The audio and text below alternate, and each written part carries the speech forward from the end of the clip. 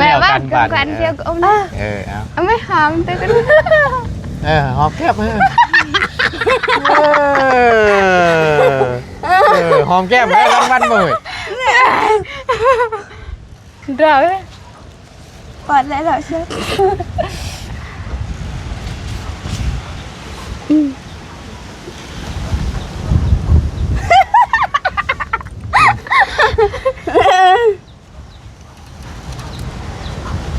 ใช่มันคือจกหยากจกชาแท้โอ้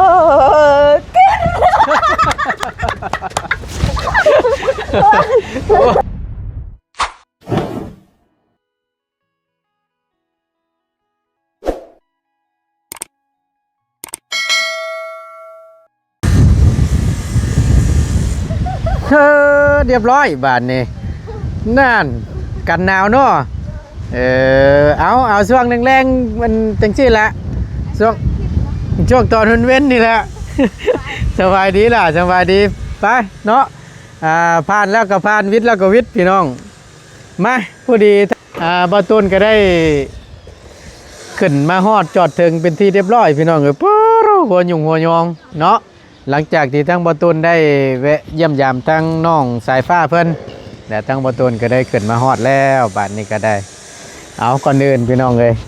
กราบสบายดีและสวัสดีเด้อพี่น้องเด้อสบายดีกันเบิดสู่คู่สู่คนบ่ว่าสิอยู่ในและก็ต่างประเทศก็ยินดีต้อนรับเข้าอยู่ว่าซั่นทั้งบ่ตูนก็เว้าแล้วก็ดิ้นพันกันแล้วบัดนี้เข้าสู่ช่อง YouTube ของบ่ตูนเนาะประธานป้อง Channel เด้อพี่น้องเด้อมาพบเจอกันโอ้ยก็จังหวะบรรยากาศพี่น้องเนาะเย็นจ่วยขี้ง้อเด้มื้อแรงนี่ก็ได้พี่น้องเย็นแท้เย็นว่าเดี๋ยววันทั้งบ่ตูนก็สิอันนี้พี่น้องในเรื่องของเรื่องพอดีสิว่าจังใดมีของขวัญมาต้อนทั้งน้องพรคำพี่น้องทั้งบ่ตูนก็ได้คือทางบ่ตูนได้ว่าไปนั่นแหละเนาะก็แต่ว่าหาน้องเพิ่นก็คือจังว่าบ่เห็นไปทางใดเด้ก็บ่ตูนก็ได้จัดแจงมาให้ทั้งน้องเพิ่นก็พอดีมีทั้งอ้ายใหญ่ใจดีอยู่ทางฝั่งไทยพี่น้องเอ้ยทางเอาบ่ตูนได้ชื่อเลยก็แล้วกันเพราะว่าทั้งอ้ายเพิ่นก็ได้สดชอยมานี่ก็ถือว่าเป็นหลายรอบแล้วเนาะที่สดจอยทั้งน้องปอนคำเนาะพี่น้องก็เป็นทางไอ้โจ้ว่าพี่น้องทางง่ายเราได้ฝากเงินใหม่ทั้งบ่ตูนมอบให้ทั้งน้องเพิ่น 2,000 บาทและทั้งบ่ตูนก็ได้ออกมาเป็นที่เรียบร้อยแล้วก็ผู้ที่เห็นทั้งน้องเพิ่นอยากเห็นเอื้อยไล่นาฬิกาหรือว่าอยากได้มุ้งนี่แหละทางบ่ตูนก็เลยจัดแจงในเงินส่วนนั้นเอาออกให้แยกอีกส่วนหนึ่งว่าสั้นซักพี่น้องเลยทางบ่ตูนก็เลยซื้อมุ้งนั่นแหละหัวหนึ่งมาให้ทางน้องเพิ่นแต่ทางบ่ตูนก็ยังบ่ได้บอกหรอกพอดีว่าเดือจังหันแล้วบ่ตูนสิมอบให้ทางน้องเพิ่นเนาะก็ได้อยู่ล้าน300,000น้อยๆพี่น้องเดือจากหักค่าตำเนียมเบิดละเนาะก็สิเซอร์ไพรส์น้องเพิ่นนี่แหละพี่น้องเอ้ยเนื่องจากว่าทั้งน้องเพิ่นกับมีคือกันแหละแต่ก่อนแต่ก็เว้าด้วยราคาเนาะแสนปลายสินะพี่น้องแล้วมันก็ปล่อยทนแน่ทั้งบ่ตูนก็ได้เอาในเมื่อน้องเพิ่นอยากได้ทั้งบ่ตูนก็ได้จัดแจงมาให้ทั้งน้องเพิ่นคล้ายๆกันกับทางของเอื้อยแต่ว่าต่างตนาปัดมันสีทองคือกันเนาะจะได้เตรียมมาไว้ให้น้องเพิ่นแหละพี่น้องทั้งบ่ตูนก็ได้เอาจังใดกับก่อนอื่นก็ทั้งบ่ตูนก็ต้องขอบคุณขอบใจทั้งไอ้ใหญ่ใจดีหลายๆอยู่ทางฝั่งไทยเนาะที่ให้ทั้งบ่ตูนเป็นสะพานบุญให้อีกรอบนึงก็ขอให้ทั้งอ้ายพร้อมครอบพร้อมครัวจงอยู่ดีมีแห้งความเจ็บอย่าสุได้ความไข่อย่าสุมีได้เด้อปราศจากโรคภัยไข้เจ็บทั้งปวงทั้งใดเนาะบ่ว่าจะธุรกิจการงานใดๆก็ขอให้เจริญรุ่งเรืองในหน้าที่การงานเนาะขอให้เฮงๆปังๆลำๆรวยๆเด้อปีใหม่สิฮอดแล้วเนาะสาธุเด้อพี่น้องเด้อเดี๋ยวทางบ่ตูนสิ เข้าไปหาน้องเพิ่นก่อนบานนี่คือจังว่าบ่เห็นมีเป็นสิมอยู่เห็นแต่เอื้อยเพิ่นอาบน้ำพี่น้องเลยบ่ไหวได้ว่าซั่นต้องอาบยามเว้นนี่แหละว่าซั่นเนาะก็ดีคือกันพี่น้องอาบแล้วก็แล้วหั่นนะใครกลัวบ่อาบนี่บ่ได้เด้เนาะ ลมพัดก็หัวยุงหัวยองไปน้ำเนี่ยพี่น้องโอ้ยเดี๋ยวจะไปทั้งใดในบ้านนี่พี่น้องคือมีตำสิมอยู่เนาะขาน้องเพิ่นมาก่อนเนาะพี่น้องเลยประตูคือจังว่าแบกกันโชว์มาแต่ไสมาแต่ซาป่าบ่น่ะคือเคยอยู่บ่นั่นน่ะฮะบ่เคยซ้ำป่าคักใดฮะมีแต่คู่สบายดีเรียบร้อยมื้อนี่ผ่านฉลุยผ่านมื้อนี่เนาะโอ้ฟ้าคือได้เสื้องามแต่เฮ้ยมื้อนี่ลายม้อยอยู่บ้านนี่สมว่าเสื้อผู้สาวดีเนาะเสื้อยามใดนี่คือบ่เคยเห็นนุ่งจักเทื่อซื้อเราไปตลาดมื้อนั้นเด้เราหาอ้ายอัน โอ้แล้วก็ตัดมงเลยใส่เบิ่งใส่แล้วพอดีอยู่บ่เบิ่งก่อนลองเบิ่งเนาะก็อยากเห็นคือกันนั่นแหละจักโมงแหละตอนนี้ตลาด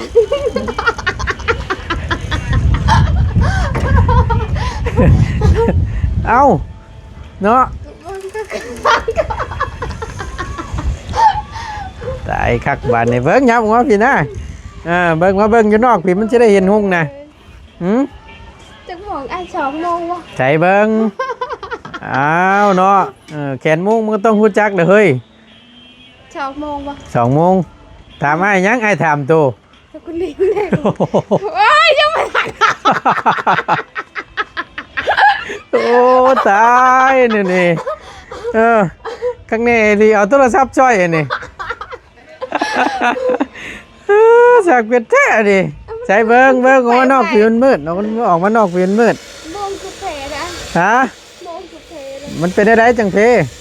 มันบ่ถึกมองมันบ่ถึกมองตาบ่ถึกได้จังใด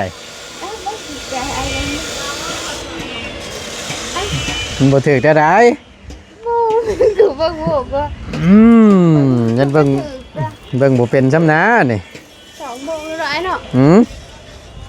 ไป2 โมงมันก็2 โมงตรงเลยนี่กระทึกแหละนี่เข็มยาวมันตรงกับอันนี้นี่ถึกแล้ววันที่24นี่เข็มสั่นก็อยู่เลข2พอดีนี่น่ะนี่ได้จังว่าบ่ถึกแหละถูกต้องแหละเอ้าตัดพอดีได้บ่ถ้าแบบถ้าตุ้ยขึ้นอีกบ่พอดีฮะถ้าตุ้ยขึ้นอีกบ่พอดีถ้าตุ้ยขึ้นนะใช้เบิ่งหันจำได้วับงับมึงด้วยโอ้มีราศีได้นะเฮ้ยเนาะใส่เรื่องเติมตำนี่โอ้คักนั่นว่ามันก็ขึ้นได้ว่าแล้วก็เนาะผู้หญิงใส่สีทองนี่เรื่องอำลำอยู่ในบ้านเขามาแต่ตั้งได้เห็นนี่สบายดีผู้ใหญ่บ้านผู้ตู้ใส่สูตรมากข้างในมือนี่สำรวจตรวจงานบริวารก็จังว่างำมาอยู่เดี๋ยวนี้โอ้โธ่คักลีนี่เฮ้ยหลายปีได้ประตูไหนแม่นบ่10 กว่าปีผู้ใดโอ้โหเสือตัวนี้ได้แม่นมันมีครูมันก็สีดำคักแน่ลูกข่อยอายุ3 ปีลูกคนกกนะแม่นโอ้โหบ่ได้ค่อยใส่อายคนเอาในจังหวะนั้นโอ้ใส่สูตรนี่มันก็มีราศีขึ้นได้คือใส่สูตรผูดมีไข่ดิโอ้ยเสือนิบในบานนี่ชิบลืมพูดบานนี่ชิบบ่ลืมพูดดินึกจะภาพเห็นในวันมือกล้องข่อยได้ป่ะเป็นอะไรมือกล้องลืมพูดชิบเอ้าสั่งว่าแต่อยู่ประเทศสั่งจับกล่องสิบางก็รถเจ็บเป็นผู้สั่งนึกว่าเพิ่นเจ็บท้องแม่นคดกระจอดกันติคดเข้าไปสิก็บ่ได้คิดเราเป็นผู้สั่งที่ว่าไปจากหัวยังก็บ่ได้เอใจบ่พอหลังจากที่เราจบคลิปแล้วบัดเพิ่นมาเฉลยบัดนี่ถามเพิ่นถามตัว ตัวจับกล้องเขาได้เห็นแต่ตีนเขาอ่ะชิปลืมชุดฮิปมันพูดชิปผลนะโอ้ยมือไหลมือกล้องลืมมือชิปโอ้ยสัตว์เนาะโอ้ยบริษัทเห็นตีนมันเชื่อนะจับกล้องให้นะบริเบิ้งช่ำนั่นหน้าจอนี่เบิ้งแล้วมันอยู่ถ่ายนี่เขากระอัดเป็นพิชังนี่แต่ว่านึกว่าเจ็บท้องเจ็บใจไปคดกระจอกกระแจเขาวันที่ที่ได้ลืมพูดชิปว่าโอ้ยเนาะพี่น้องเลยแล้วแต่ยังไงล่ะจักบ่แปลงได้เฮ้ยตักน้ำอยู่ใช่น่ะตักน้ำอยู่ทงหน้าโยนหม่องตัวว่าพุ่นบ่โอ้เนาะข้างแน่ดิพี่น้องเพราะว่ามุ่งมันตายมันสิตายแล้วได้ว่ามันก็ตรงอยู่ว่ะโอ้ยคนบ่มุ่งกูเป็นใช้จังมุ่งเบิ่งด้วยนี่เอานี่เบิ่งคือลุงหนวดนี่โอ้ยยี่ห้อยังสวยงามแท้นี่อยากได้ได้จะเครื่องข่อยก็ได้โอ้กูชื่อตั้งแต่สมัยเขาท่านข่อยคือการลุงคือการกับเครื่องคือบ้านคือกันจังมุ่งช่องมงจากนาที3 นาทีก่อนได้บัตรเบิ่งฮะเบิ่งนาทีมันคือตัวนี้2 โมง4 นาทีของตัวน่ะให้เชื่อเป็นห้องเด้อห้องนึงเป็นห้องคือห้องอาหารนาทีเห็นบ่นี่มาห้องนี่5 นาทีเนาะมานี่10 นาทีมานี่15นี่ก็20มาห้องนี่30คือครึ่งชั่วโมงมันกันไล่กันมาเลยตามอันนี้ห้องนี่ห้อง5 นาทีได้นี่นะห้องนี่นะแต่สังเกตบางเข็มตัวนี้มันนี่เข็มยาวนี่สิเป็นนาทีเข็มยาวมันอยู่ในจุดตัวนี้เนาะคำว่าตัวเบิ้งกูเป็นในตัวไล่ตัวพี่เด้อไล่แต่ว่าห้องนึง5 นาทีตัวก็นับมาฮอดปลายเข็มมันนี่ว่ามีจักห้องเพื่อคนเข้าใจง่ายๆเข้าใจกันอ๋อสิเด้เอาไหนอ๋อมึงข่อยมันซื้อแต่เฮ้ยเขาคำชูมือนี่มุ้ยปัญญาซื้อแล้วเท่าไรเห็นซื้อ15,000ดูยี่ห้อยังดุงนะผมตักยี่ห้อมันก็ลืมไปเลยนะผมโหยี่ห้อมันว่าเดี๋ยวแต่ว่าข่อยซื้ออยู่ในอันนมองามวงวาน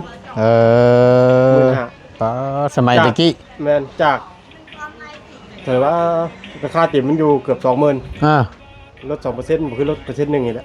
ก็ได้อยู่15,000อยู่ในช่วงโปรเพิ่นน่ะนี่เนาะช่วงโปรเมียซื้อของขวัญปีใหม่จักปีแล้วนะเฮ้ยโอ้ยก่อนเสือตัวนี้เนาะตัวได้เปลี่ยนทานมันจักเทื่อแล้วนะบ่เปลี่ยนได้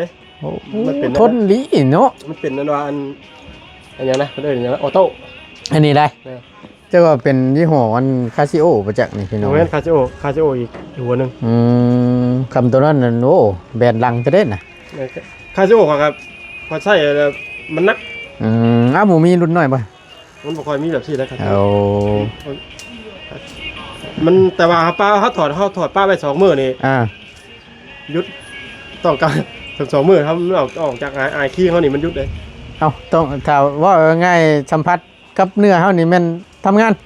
ถ้าว่าถอดเอาไว้นี่มันยุดแม่น48 ชั่วโมงแหละคือภายใน2 มื้อ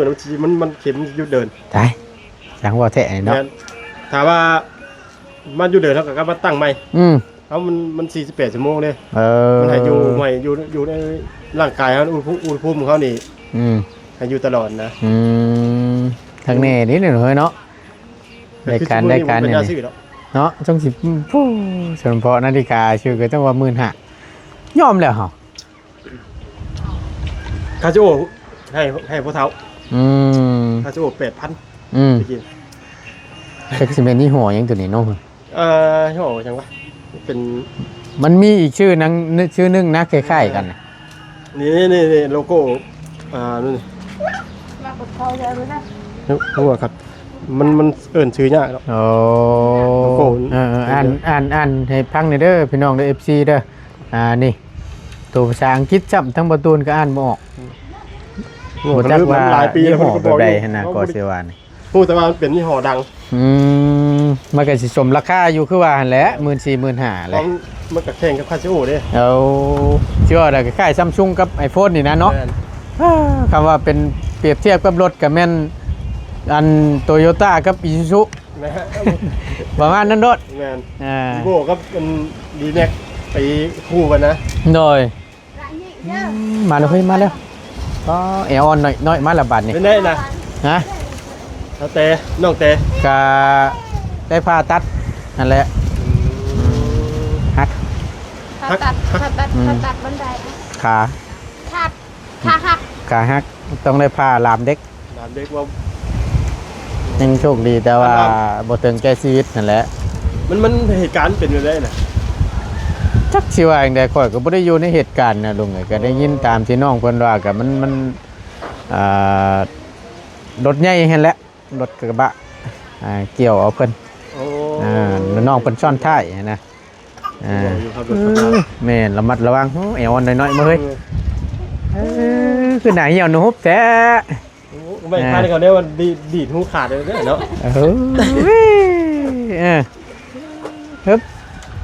ใช่เลยผ่ามันบ่มีบ่ผ่ามันไปบ่แล้วโอ้สบายดีล่ะปานนั้นบ่ผ่าไปบ่แล้วใช่อันนี้นี่ตั้งเฮาให้ซำนี้บ่เฮ้ยเดี๋ยวว่ามันเพื่อน มันเพื่อนเอง มันเพื่อนออกผ่านบ่มีนานเนาะโพดโพพี่น้อง ตัวเด็กยังไรตัวนั้นวัด เต็มทุกอันนะชิวอะไรกันเนาะ ขาวไป เออ เขาใหญ่ท่านี่ ไอ้เข้าใจเร็ว ว่า ตอนกูโทรหาเรายังทันตักดู เออ กูโทรหาแล้วไอ้มาแล้วเล่นไปแล้ว เป็นนี่นะบอกไปเลย เชื่อแล้วดังทำงานเลย โทรหาน้องบ่ แม่ โทรหา โทรหาเรายังไม่ทันไปตักเธอยังนั่ง ตอนนั้นเห็นไหมได้โอกาสแล้วก็ได้แวะเบิ่งอินเทอร์เน็ตก่อน แม่ โทรหาเราเล่นไปแล้วมันมากันเลย โทรบอกว่าเท่าไหร่ ต้องมาทางไอ้คนมา จับกระตุกแล่นเลยบัดนี้ จงใช้มา โอ้ยเนาะเป็นจังได๋คือจะว่าจังได้จับกระตุกแล่นฮะว่า เอาก เออไม่ยักอันนี้คือตีกันหลังตุยรถอันนี้เฮ้ยใส่แม่ชงนะเฮ้ยใส่แม่บ่ใส่บ่ให้กินนมใส่ชงก่อนเด้อป้ามุมเมาคักกะดีอันนี้เนาะโพดโพพี่น้องเอ้ยใส่ชงก่อนคำบ่ใส่ชงบ่ให้กินนมเด้อ ยันเมนและยัดเผานะตามเบิ่งนี่เนาะน้ำจนเฮียเนาะครั้งนี้ลีนี่คือจังว่าอันเผาปานนั้นบ่เอ้ยเห็นว่าก็ เป็นเสือทางแม่เพิ่นไปตัดเองเด้เราไปเราทีฮอต2 ชั่วโมง3 ชั่วโมงยังไม่ทัน เนื่องจากว่ามันออกไปพุ่นแหละมันพอมีสัญญาณนี่นะพี่น้องเนาะก็เลยช้าแน่น้อยนึงอยู่เข้ามาฮอดเทือนแล้วมันบ่มีสัญญาณเนาะ เลย โอ้ย ไปอยู่คุณถึงได้4G จีเลยบัดอ้ายออกไปมันคือบ่มีบ่ โอ้โห โอ้ยโลดีโทรศัพท์ใหม่ก็ได้ ไลฟ์สิ เดี๋ยวคอยไป ฮะ พาเราไปคนหนึ่งมือกล้องไปต้องกันคนหนึ่งนะ แม่นบ่ฮะ เดี๋ยว ไปหลังป่ะ แม่นว่าสิไปน้ำหลังนั่นแหละ เดี๋ยวคอยเจอคนหนึ่งกัน เดี๋ยวไปที่แหละ แม่นบ่ ไปใช่ ปั๊มหน้า ไปปรับหน้าต่อ มือกล้องนะไป มือกล้องหรือมือซิบบ่เฮ้เราอ่ะเฝ้านี้เนาะแล้วลุงกับเฝ้ากูก็เนี่ย ที่เป็นไร มันบ่เห็นเนาะคือเสียงมันยาวแต่ว่าคือเก่งเลยนะ โอ้ยเนาะ เขาก็ยังบ่ฮู้ถ้าเพิ่นบอกพี่เนาะ แต่ยี่กลัวเนาะพี่น้องเลย ทางเนาะ เอาสั่นคำว่าจังชั้นละกันเฮาหาในกวดลุงจังหน่อย อันว่าจับกล้องให้แน่อัน ไก่เอาไปลืมไป บ่แม่นหยังเสียวขนมให้บักหลาเพิ่นนี่นะหลุดทำมาบ่ได้เฮ็ดได้เอา ทุก ยกมือ ทูจ้าทูเม ทูหญ้าดูทูหญ้าดู ดูไว้ นมมือเออ เยอะจะปลาย แล้วกันบาทนี่ ไม่มาเดี๋ยวเบิ่งบ่ มาเนี่ย มาแม่แก้ให้สิบ่แม่นอยู่บ่ มามีบ่ แม่นบ่มาแม่แก้ให้สิบ่จื้อไปเด้อลุงเด้อมามีเขาคิดเห็นแต่ว่าอันนี้ข้างนอกเขาเนี่ยมามี มีอย่างนั้นข้างนอกคืออย่างนะ ออกมามีเกี่ยวนี่ก็แม่นพูดแล้วข่อยดีใจเลยพี่น้องเอากินให้เพิ่นกินใช่มุมเมามือก็โอ้ยเนาะมันมาเดี๋ยวคือตีอ่ะน้อง กินโดดเอาให้กินก่อนแซ่บๆจักหน่อยนึงไม่ยังเป็นยังฮะบ่ละ ไม่เป็น บ่มันแปลกๆนะคือจังว่าคือแปลกๆแท้บ่เป็นอะไรคือ บ่ต้องมีเงื่อนงำนะนี่ เปิดเผยความลับมาเดี๋ยวนี้ เอาไม่เป็นความลับเด้ เปิดเผยกันแม่นอาบน้ำแล้วลุกนะตัวแม่นตัวนี้อาบแล้วตัวนี้ผ่านแล้ว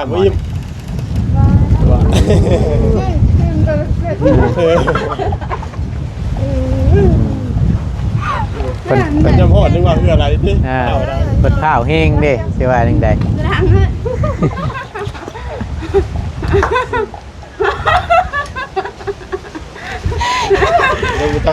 เขาได้บ่ มึนตึ๊บเลยทางบ่ตุนก็ได้ได้แต่ยิ้มหัวเปื่อยอยู่จักแม่นยังบัน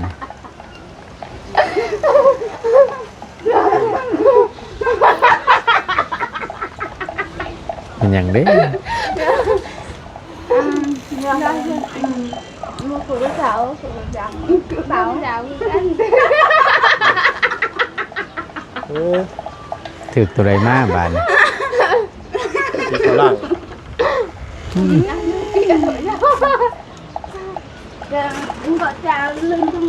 เป็นอะไรฮะเป็นอะไร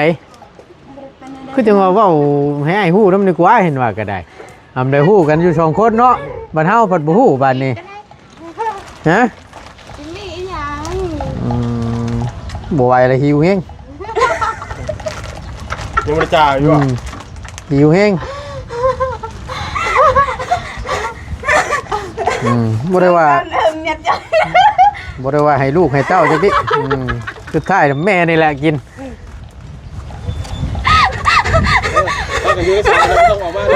ออกมาพี่ออกมานอกพี่โอ้ยมืดแท้ไปกินหลานลืมมาดูเนาะโพดโพพี่น้องเลย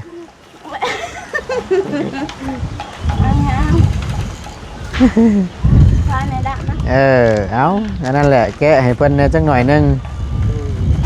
มือเต็มไม่ได้บันเจ้านั่นนี่คือเราแต่แล้วโอ้โหยายช่วยกินให้บ่ให้ได้เนาะยาเพิ่นหลอกปะเพิ่นโดดบ่เป็นยังแก่ๆเว้ยเก่าหัวคือกันแหละนะเป็นอะไรนะคือแปลกๆไม่เจอได้ฉากมาก็ได้ช่วยยังอันนั้นเนี่ยเลย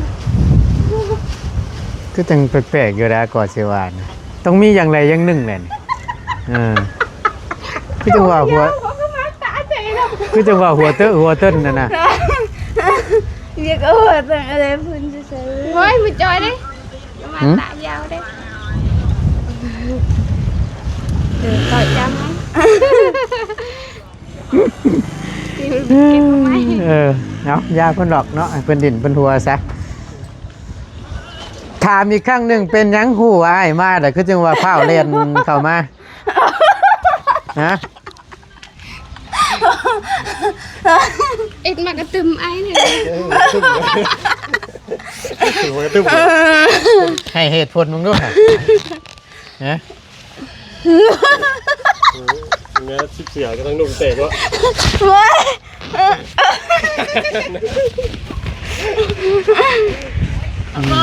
บ่ อะไรเจอน้ำตายังเอา หัวลายน้ำตายังงอกให้เหตุผลแม่บ้านนี่บ่ตูนเงินค่าใจนะพี่น้องคือจังว่าผ้าเล่นไปตักน้ำหาบกับน้ำจนเบี้ยมาก เขา เขาบอกว่านั่นไหน ว่าอย่างตังน้ แน่ว่าอะไรจะพูดเขาบอก ำใจแล้วว่าเรายังไม่ทันตักรู้ไปกระโดดหนึ่งนั่งอยู่ในห้องมาการเธอเพิ่นเธอพันยังตักน้ำเลยตักเดี๋ยวยังไม่ทันตักวางนั่นเล่นไปนี่คือว่าเอง โอ้ยเนาะ ตลาดเติมเว้ย เนาะสิว่าจังใดพี่น้องเลยเอา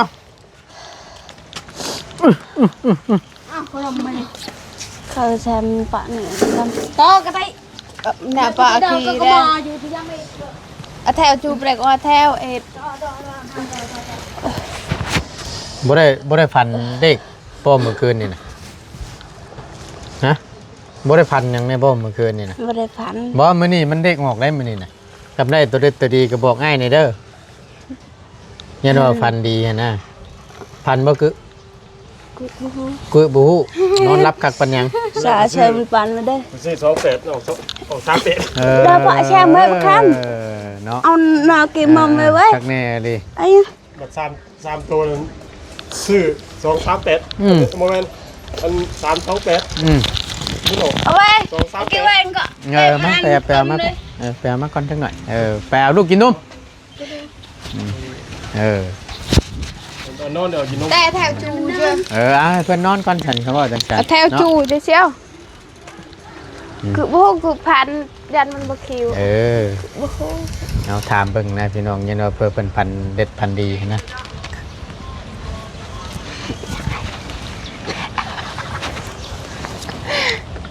ซิวได้นะ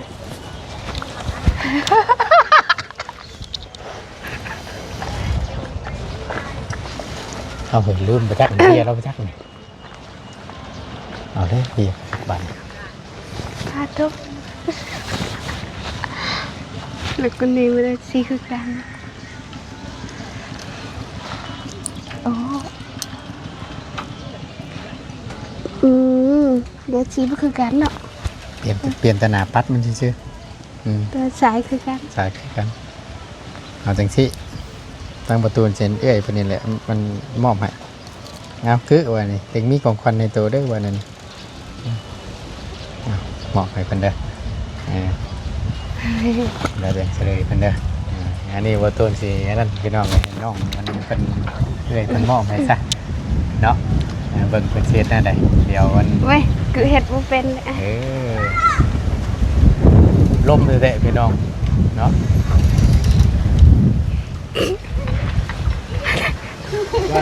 นอนหรือเปล่า ใจรับแล้วได้แล้วเนาะพี่น้องเลย คือเห็ดเป็นแล้ว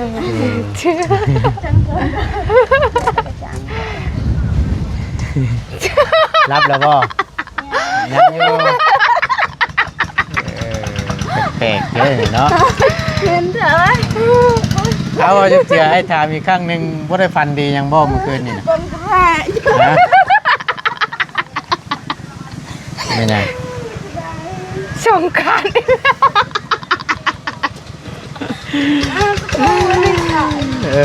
แล้วก็ตอกลงเลยเนาะให้ได้สันมีหยังเป็นไง โปกะอุเทศ ไปตักน้ำที่เฮ้ยโอ้เนาะ เธอไปยังมันก็จังก็เลยจะกบมันก็จังแต่เป็นกบกะ ว่านะมุงคือแบบไหนวะเอาเบิ่งดีกว่า หนู มุงคือแล้วคือว่า นี่เจียวแม่บ้านแต่เป็นเนี่ยเอายาบ้านแต่ ว่าจะเจืออยากได้อยู่ปะงามปะตัวกล้าว่าถ้าสมมติว่าตัวได้ตัวเบิ่งเป็นปะถามก่อนได้อืมต้องถามก่อนได้ว่าเบิ่งเป็นอยู่ อ้าว ปะ มันเบิ่งเป็นคือคือกูตารางนาทีนะกูกลับ2:30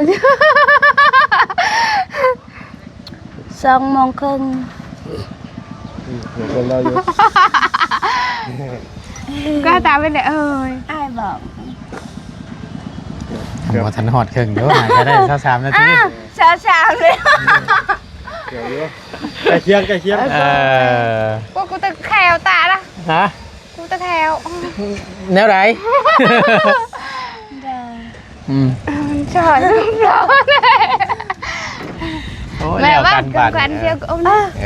เอา ไม่หอมแต่ก็ หอมแก้ม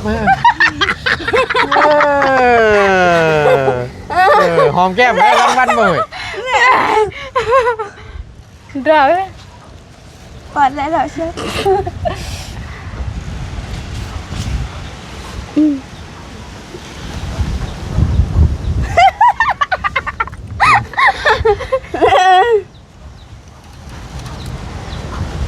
ใช่มันคือจกยากจกชาแท้ โอ้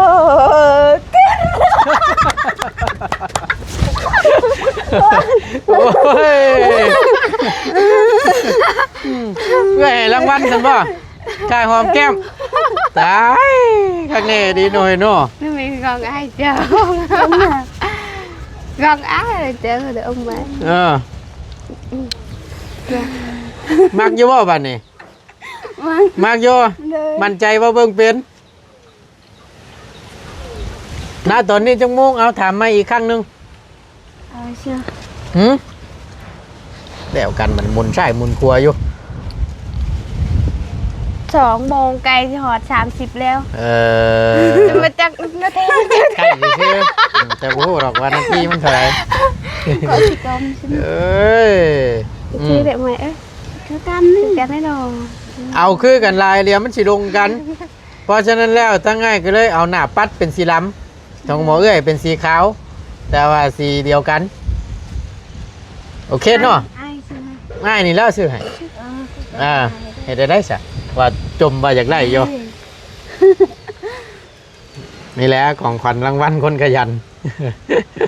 เอากับบ่ได้ว่าอันนั้นดอกเนาะกับเป็นทั้ง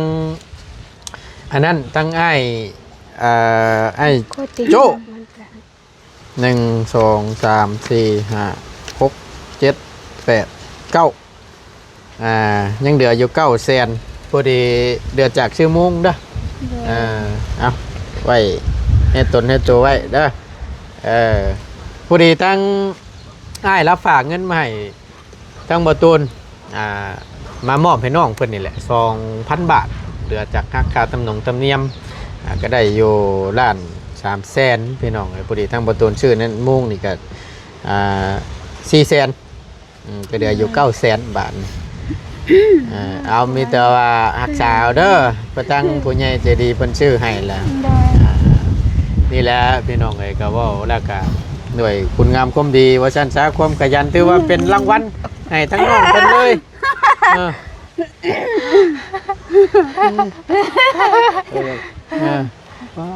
chẳng nào một cái เอาว่าอะไรยายห้างพี่น้องเนาะเพิ่มการบ่เสียเวลากับมิแต่ว่าอย่างไงทั้งน้องเด้อขอบบุญขอบคุณทางอ้ายเราเนี่ยเด้อที่ได้สดชอยกับหลายๆครั้งทั้งง่ายเราก็ได้เนาะอวยพรโดยใส่ให้ทั้งง่ายเราแน่ล่ะจะตั้งกำหนดแล้วกับจะหลายเด้อทางไอเจ้าที่ให้กับน้องเงินก็จะไอจงมีสุขภาพแข็งแรงความเจ็บให้ได้ความไข้ให้ไม่ปรารถนาสิ่งใดขอได้สิ่งนั้นที่สำคัญก็ให้อยู่กันบันเยินเด้อสาธุสาธุเนาะดีใจน้ำเด้อที่ได้เด้อตั้งกำหนดกับใจอันหลายเด้อขอไอจงมีสุขภาพแข็งแรงค ความเจ็บอย่าให้ได้ความไข้ให้มีอยู่กับครอบครัวไปนานๆดอนๆซะ สาธุคือกันทั้งน้องเนาะ รถเอา เอากะท้ายๆคลิปทั้งหมดตูนกะ เลย ได้มอบให้ทั้งน้องเพิ่นเป็นที่เรียบร้อย แต่ก็ให้เอื้อยเพิ่นนั่นแหละเมื่อกี้นี่ทั้งเอื้อยเพิ่นก็จักเว้าหยังบุสิว่าหอมแก้มเอื้อยสิมีรางวัลให้สิบ่หรือว่าจังใดทั้งบ่ตูนก็บ่ฮู้นำเพิ่นแม่นบ่กึ แม่น หอมซะทั้งนี้ก็ติหอมก็ได้นำแหละเนาะเอาจังใดก็ขอบคุณหลายๆทางอ้ายใหญ่ใจดีเนาะอยู่ทางฝั่งไทยไอ้โจ้เพิ่นก็ที่ได้สดช่วยทั้งน้องเพิ่นโดยตลอดมาก็ขอให้ทั้งอ้ายจงอยู่ดีมีแฮงเด้อความเจ็บอย่าชั่วได้ความไข่อย่าสุมีเด้อนอนหลับก็ขอให้ได้เงินหมื่นนอนตื่นก็ขอให้ได้เงินแสนเนาะให้อยู่ดีมีแฮงพอป้อมครัวไปใส่มาใส่ก็ขอให้เดินทางตลอดปลอดภัยขอให้อายุมั่นขวัญยืนสาธุเด้ออ้ายเด้อเนาะไปสั่นสำหรับคลิปนี้บ่ตูนก็สิได้ขอจบคลิปปิดคลิปลงไว้เพียงจำนี้ก่อนแต่ท้ายคลิปก็ดีใจนํอีกครั้งหนึงเด้อรักษาไว้ดีๆเด้อทนอย่าหลอกรับประกันกันน้ำห้านเดียวกันเนาะขอบคุณในหลายๆทั้ง FC ที่เข้ามาเป็นกำลังใจและติดตามมาชมคลิปโดยบ่ขามโฆษณาสิ่งที่สำคัญสำหรับคลิปนี้บ่ตูนจะได้ลาแล้วพี่น้องพบเจอกันคลิปหน้าเด้อพี่น้องเด้ออยู่ดีมีแฮงสบายดีเด้อพี่น้องไป